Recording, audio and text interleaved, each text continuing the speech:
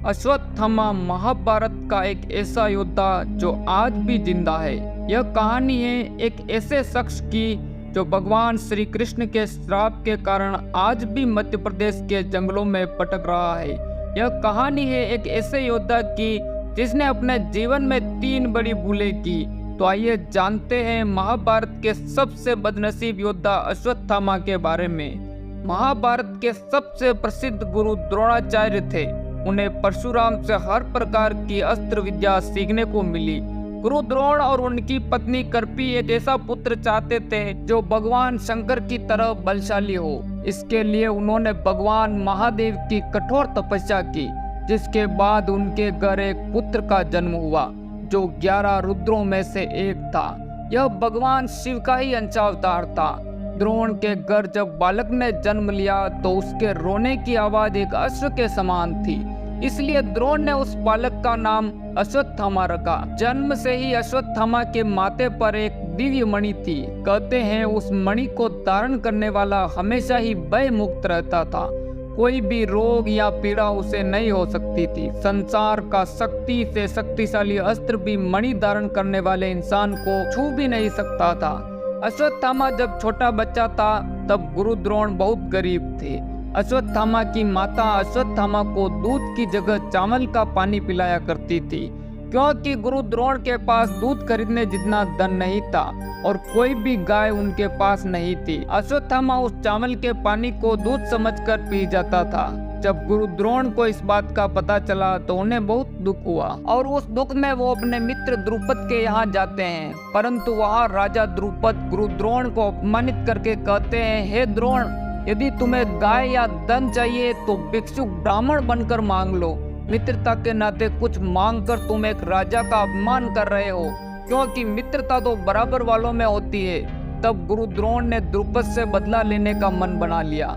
एक बार जब पांडव और कौरव बालपन में गेंद खेल रहे होते हैं तब उनकी गेंद कुएं में गिर जाती है।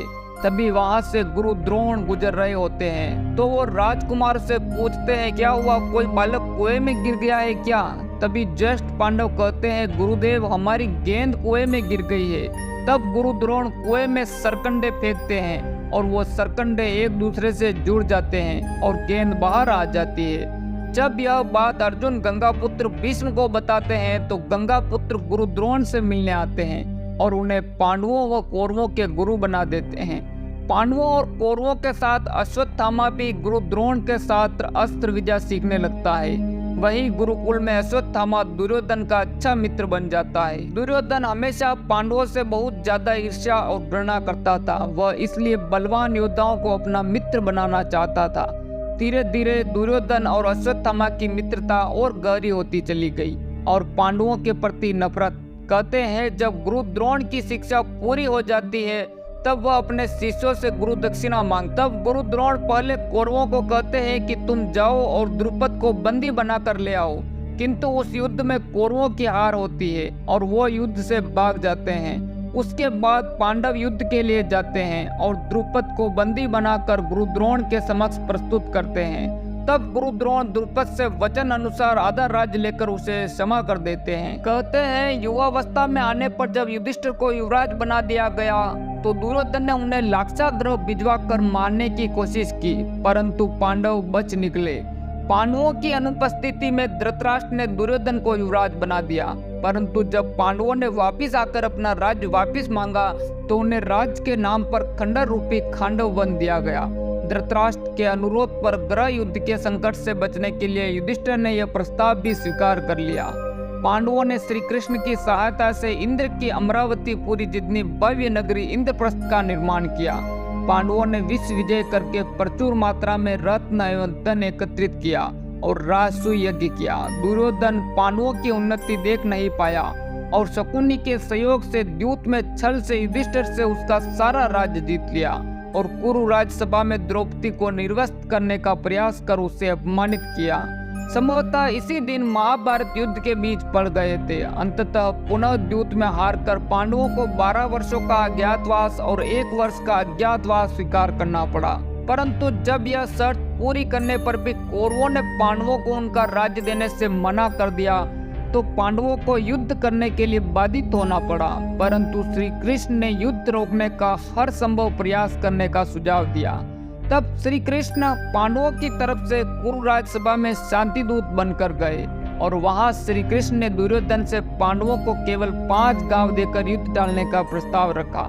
परंतु जब दुर्योधन ने पांडवों को सुई की नोक जितनी भी भूमि देने से मना कर दिया, अंततः युधिष्ठिर को युद्ध करने के लिए बाधित होना पड़ा। इस प्रकार कौरवों ने 12 अक्षौणी तथा पांडवों ने 7 अक्षौणी सेना एकत्रित कर ली।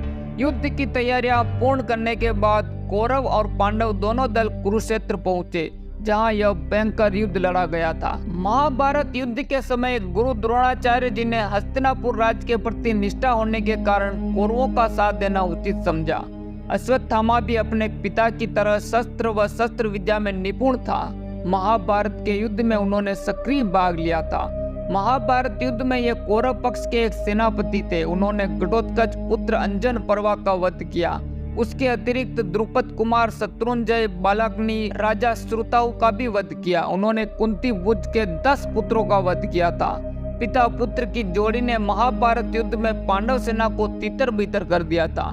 पांडवों की सेना की पराजय देखकर भगवान श्री कृष्ण ने युधिष्ठिर को कूटनीति अपनाने का विमर्श दिया। इस योजना के अंतर्गत यह सूचना प्रसारित कर दी गई कि अश्वत्थामा का वध हो गया है। जब गुरु द्रोण ने धर्मराज युधिष्ठिर से अश्वत्थामा की सत्यता ज्ञात करनी चाहिए तो उन्होंने उत्तर दिया, अश्वत्थामा का वध कर दिया गया, परंतु उन्होंने बड़े धीमे स्वर में परंतु गज कहा और मिथ्या वचन से भी बच गए। इस घटना से पूर्व पांडवों और उनके पक्ष के लोगों की श्री कृष्ण के साथ विस्तृत मंथना हुई कि यह सत्य होगा कि नहीं, परंतु गज को इतने स्वर में बोला जाए।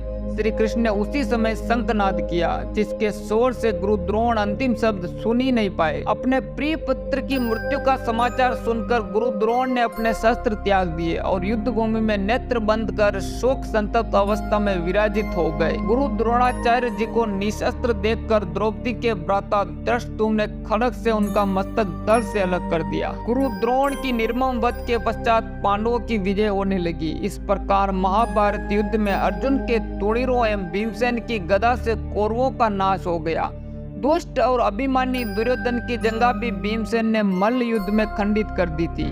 अपने राजा दुर्योधन की ऐसी अवस्था देखकर और अपने पिता द्रोणाचार्य की मृत्यु का स्मरण कर अश्वत्थामा अधीर हो गया। दुर्योधन जल बंधन की कला जानता था, तो जिस सरोवर के निकट गदा युद्ध हो रहा था उसी सरोवर में प्रवेश कर गया और जल को बांध कर छुप गया। दुर्योधन के पराजित होते युद्ध में पांडवों की विजय सुनिश्चित हो गई। समस्त पांडव दल विजय की प्रसन्नता में मतवाले हो रहे। कहते हैं अश्वत्थामा ने द्रोणाचार्य वध के पश्चात अपने पिता के निर्मम वध का प्रतिशोध लेने के लिए पांडवों पर नारायण अस्त्र का प्रयोग किया, जिसके समक्ष समस्त पांडव सेना ने शस्त्र समर्पित कर दिए। युद्ध के पश्चात अश्वत्थामा ने धृष्टद्युम्न का वध कर दिया।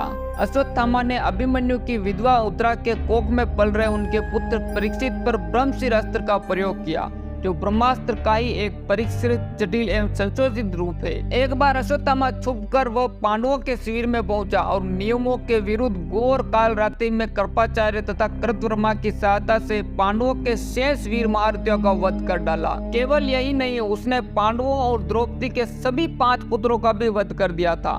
अश्वत्थामा के इस पतित कर्म की सभी ने निंदा की, परंतु दुर्योधन मृत्यु से पहले अश्वत्थामा के इस कार्य से बहुत संतुष्ट और प्रसन्न नहीं था। दूसरी ओर श्री कृष्ण ने अपनी योग शक्ति से पहले ही भांप लिया था कि उस रात पांडव शिविर में क्या अराजकता होने वाली थी। इसलिए पांडवों और सात्विकी को अश्वत्थामा के विनाशकारी क्रोध से बचाने के लिए श्री कृष्ण उन्हें पहले ही शिविर से दूर ले गए थे। पुत्रों के वध से शोकग्रस्त द्रौपदी विलाप करने लगी। द्रौपदी के विलाप को सुनकर अर्जुन अश्वत्थामा को विच्छेदित कर डालने की प्रतिज्ञाबद्ध हुआ और श्री कृष्ण को सारथी बनाकर गांडीव धनुष लेकर अर्जुन ने अश्वत्थामा का पीछा किया। अश्वत्थामा को कहीं भी सुरक्षा नहीं मिली तो उसने अर्जुन को लक्षित कर शक्तिशाली ब्रह्मशिर अस्त्र का प्रयोग कर दिया। अश्वत्थामा ब्रह्मशिर चालन से तो अभिज्ञ था, परंतु निष्कर्मण यानी लौटाने से अनभिज्ञ था। उस अति प्रचंड तेजोमय अग्नि को अपनी ओर आता देख अर्जुन ने श्री कृष्ण से विनती की, हे जनार्दन, आप ही बताइए कि यह प्रचंड अग्नि मेरी ओर किस ओर से आ रही है और इससे मेरी रक्षा कैसे होगी। तब श्री कृष्ण बोले, हे अर्जुन, तुम्हारे प्राण घोर संकट में है। इससे रक्षा के लिए तुम्हें भी अपने ब्रह्मशिर अस्त्र का प्रयोग करना होगा, क्योंकि अन्य किसी भी अस्त्र से इसका निवारण नहीं हो सकता है। श्री कृष्ण की इस मंत्रणा को सुनकर महारथी अर्जुन ने भी तत्काल अपना ब्रह्मशिर अस्त्र लक्षित कर दिया। दोनों प्रलयंकारी एवं विनाशकारी ब्रह्मशिर अस्त्र परस्पर भिड़ गए और प्रचंड अग्नि उत्पन्न होकर तीनों लोगों को तप्त करने लगी। उनकी लपटों से समस्त प्रजा दग्ध होने लगी। इस महाविनाश को देख वेद व्यास और नारद उनके सामने प्रकट हुए और उनसे अपने विनाशकारी अस्त्र वापस लेने को कहा। यह सुनकर अर्जुन ने अपना अस्त्र वापस लौटाकर शांत कर दिया, लेकिन अश्वत्थामा ऐसा करने में असमर्थ था, इसलिए गुस्से में उसने अपने उस अस्त्र की दिशा उत्तरा के गर्भ की ओर बदल दी। यह कृत्य देखकर पांडवों को अत्यंत क्रोध आया और उन्होंने क्रोध में झपटकर अश्वत्थामा को पकड़कर बांध दिया। युद्ध के बाद पांडवों ने अश्वत्थामा को पकड़ा और उसके माथे से मणि निकाल ली। वह लहूलुहान हो गया। तब कृष्ण ने उसे शाप दिया कि अब वह इसी हालत में जिंदगी भर भटकता रहेगा। और तब से ही अश्वत्थामा के बारे में कहा जाता है कि इसी खराब स्थिति में आज भी अश्वत्थामा मध्य प्रदेश के जंगलों में भटक रहा है।